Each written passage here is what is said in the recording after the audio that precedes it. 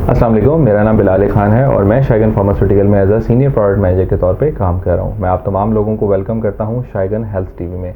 आज का हमारा topic bone health with expert है और इसी सिलसिले में हमारे साथ मौजूद हैं डॉक्टर तनवीर सादिक साहब, जो कि कंसल्टेंट ऑर्थोपेडिक सर्जन हैं बर्मिंघम यूके में और मोर देन 3 डिकेड से अपनी सर्विसेज को अंजाम दे रहे हैं। इसके साथ साथ इनकी जो स्पेशलिटी है उसमें लोअर लिम्ब आर्थोप्लास्टी है और इसके साथ साथ मोस्ट इम्पॉर्टेंट एडवाइजरी हैं in Royal College of Surgery London में इन ट्रॉमा एंड ऑर्थोपेडिक्स में। तो डॉक्टर साहब, first of all thank you very much कि आपने अपने बिजी स्केड्यूल में से कुछ लम्हात निकाले हमारे आज के इस प्रोग्राम के लिए। जी वेलकम। बहुत शुक्रिया सर। डॉक्टर साहब, सबसे पहले तो मैं आपसे ये पूछना चाहूँगा कि आर्थोप्लास्टी बेसिकली है क्या? देखिए, आर्थोप्लास्टी जो है वो कोई भी जोड़ की जो लाइफ, नेचुरल लाइफ जो ख़त्म हो जाती है तो उसके बाद कोई भी ट्रीटमेंट इफ़ेक्टिव नहीं रहता है। मतलब मेडिकल ट्रीटमेंट हुआ या कोई भी हर्बल ट्रीटमेंट, एनीथिंग, एक्सरसाइजेस, ये वो कोई भी जो है वो ट्रीटमेंट काम नहीं कर रहा है तो then you have to change the जोड़। तो इसी को ऑर्थोप्लास्टी कहते हैं। कुछ लोग इसको कहते हैं जॉइंट रिप्लेसमेंट, कुछ लोग इसको कहते हैं जी resurfacing of the joint. But basically you are taking the arthritic joint out and putting in artificial joint in. Good doctor साहब, थैंक यू वेरी मच कि आपने बताया कि बेसिकली जोड़ों की तब्दीली को हम आर्थोप्लास्टी कहते हैं। डॉक्टर साहब, इसी के साथ एक और सवाल जहन में आता है कि अगर जोड़ों की तब्दीली है तो बॉडी में मौजूद कौन कौन से जोड़ में इसकी पॉसिबिलिटी है? देखें, इस वक्त दुनिया में तो तकरीबन अब कोई जॉइंट ऐसा नहीं बचा जिसको रिप्लेस नहीं कर रहे हैं, लेकिन सबसे ज़्यादा सक्सेसफुल जॉइंट और सबसे ज़्यादा जो जॉइंट हो रहा है पूरा वर्ल्ड वाइड वो तो है नी जॉइंट। दूसरे नंबर पर हिप जॉइंट है, लेकिन अगर सक्सेस रेट देखा जाए तो हिप जॉइंट का ज़्यादा है as compare to the knee, लेकिन सबसे ज़्यादा नी जॉइंट हो रहा है। उसके बाद तीसरे नंबर पे शोल्डर जॉइंट है, चौथे नंबर पे एल्बो जॉइंट है और फिर पाँचवें नंबर पे आपका जो है इसका एंकल जॉइंट रिप्लेसमेंट हो रही है। उसके अलावा small joint replacement, wrist joint भी कर रहे हैं लोग, थंब के जॉइंट भी कर रहे हैं, बिग टो के जॉइंट रिप्लेसमेंट भी हो रही है। लेकिन ऑब्वियसली इट डिपेंड्स के यहाँ पर तो ये है कि अफोर्डेबिलिटी का एक इशू है। तो बेसिकली दो मेन जॉइंट हैं जो यहाँ पर हो रहे हैं, नी और हिप, बिकॉज़ ये वो दो जॉइंट हैं जिसके ऊपर आपकी मोबिलिटी डिपेंड करती है। तो टू कीप यू मोबाइल ये दो जॉइंट ज़रूरी हैं और यही ज़्यादा हो रहे हैं पाकिस्तान में। Thank you very much doctor साहब कि आपने इतनी डिटेल में हमारे साथ ये चीज़ें शेयर की कि इंटरनेशनल लेवल पे और पाकिस्तान के लेवल पे कहाँ कहाँ पे इसकी पॉसिबिलिटी मुमकिन है। डॉक्टर साहब, इसी के साथ एक सवाल और जो कॉमन पर्सन के जहन में आता है कि ऐसी कौन सी सिम्टम्स हैं जब वो डॉक्टर के पास जाते हैं तो डॉक्टर उनकी सिम्टम्स को देख के रिकमेंड करते हैं कि now this is the time कि अब आपको आर्थोप्लास्टी की ही ज़रूरत है? इसमें देखें, मैंने एक चीज़ नोट की है कि यहाँ बहुत जल्दी कई दफ़ा एडवाइस कर देते हैं जॉइंट रिप्लेसमेंट।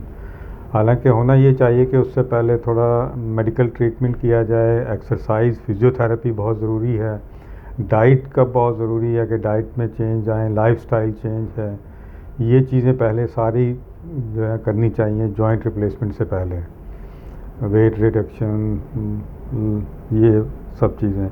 उसके बाद भी अगर आपको जो है उसको हम कहते हैं रेस्ट पेन, कि आप रात को सोए हुए हैं, एकदम आपकी आँख खुल रही है पेन की वजह से, आप लेटे हुए हैं बड़े आराम से और आपको पेन हो रही है, फिर भी आपने पेन किलर लिया है, 2-3 घंटे के बाद आपको फिर पेन दोबारा हो रही है।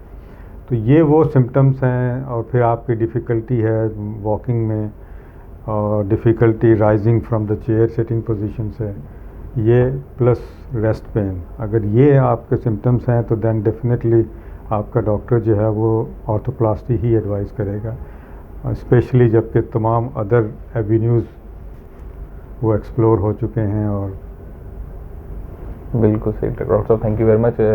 इसके साथ साथ सर ये भी थोड़ा सा हमें बताइएगा कि आर्थोप्लास्टी करवाने के बाद जो पेशेंट हैं, मिथ के मुताबिक कहा जाता है कि या तो वो बिल्कुल ठीक हो जाता है या फिर वो बिल्कुल ही बेड के साथ लग जाता है, तो इस बात में कहाँ तक हकीकत है?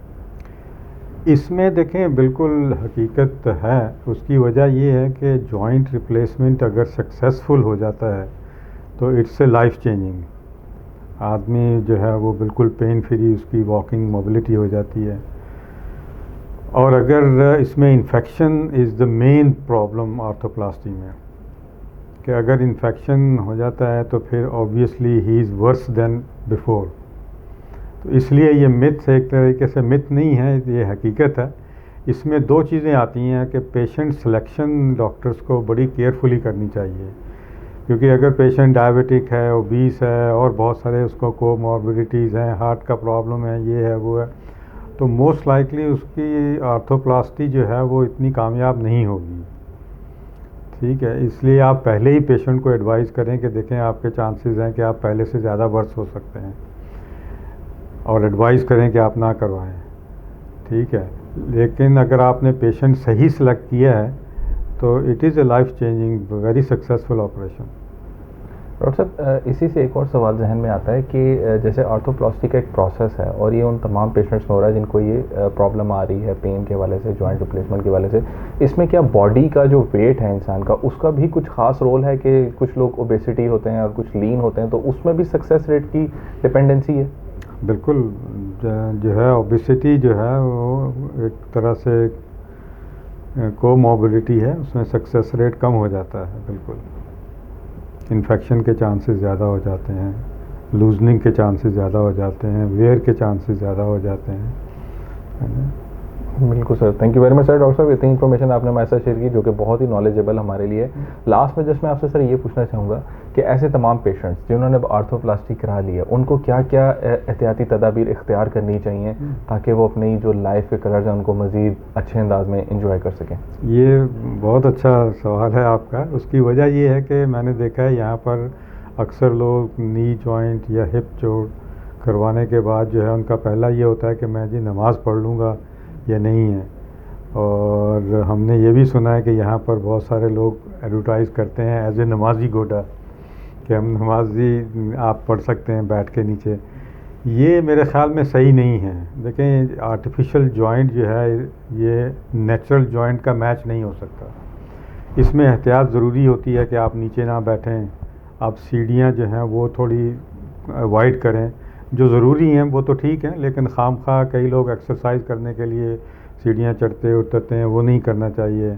ठीक, और उसके अलावा ये है कि अपना वज़न हमेशा कम रखें, वज़न को ना बढ़ने दें। अपनी डायबिटीज़ है तो उसको अंडर कंट्रोल रखें, क्योंकि इन्फेक्शन कई दफ़ा लेट इन्फेक्शन भी हो जाता है अगर आप अपना उसको। तो ये सारी चीज़ें आपको ऑपरेशन के बाद भी इनकी एहतियात करनी पड़ेगी अगर आप इसको लॉन्ग टर्म इसके रिज़ल्ट देखना चाहते हैं तो। वेल डॉक्टर साहब, थैंक यू वेरी मच कि आपने इतना ज़्यादा इन्फॉर्मेटिव सेशन हमारे साथ किया और हमें बहुत सारी ऐसी नई चीज़ों के बारे में बताया जो कि हमारे लिए बिल्कुल नहीं थी। तो इसी के प्रोग्राम के सर हम मद्देनज़र दुआ करते हैं कि इंशाल्लाह दोबारा जल्दी आपसे मुलाकात होगी और मज़ीद हम इस चीज़ के ऊपर डिटेल में बात करेंगे। So once again thank you very much sir आपके टाइम के वाले। वेलकम।